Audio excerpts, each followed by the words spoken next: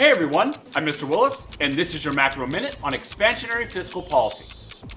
Expansionary fiscal policy is also known as fiscal stimulus. It's used when the economy is in a recessionary gap and real GDP output is being produced at too slow a rate, causing excessive unemployment. Government implements expansionary fiscal policy with the intention of stimulating aggregate demand in order to accomplish the goals of boosting real GDP output and eliminating cyclical unemployment. Think of it as hitting the gas when the car is going slower than it should. Expansionary fiscal policy can be visualized by a rightward shift of the aggregate demand curve.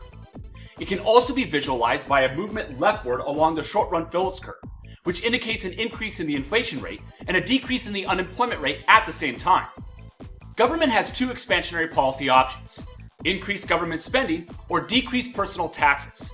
Both policies will inject income into the economy and create a multiplier effect of consumer spending and investment spending by firms, which will boost aggregate demand, create job opportunities, and stimulate real GDP growth.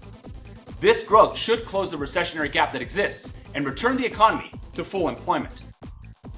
If the government chooses spending policy, you have to use the spending multiplier to calculate the full potential increase in real GDP output.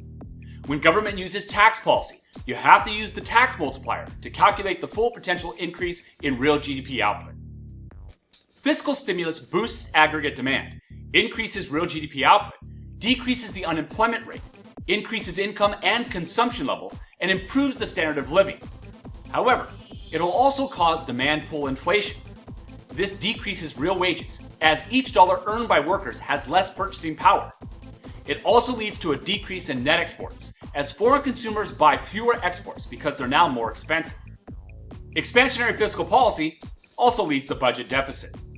When government increases its expenditures, decreases personal taxes, or uses a combination of both, government won't have the revenue it needs to fund its new expenditures, and so it must borrow money. This will lead to deficit spending, which will drive up real interest rates in the loanable funds market.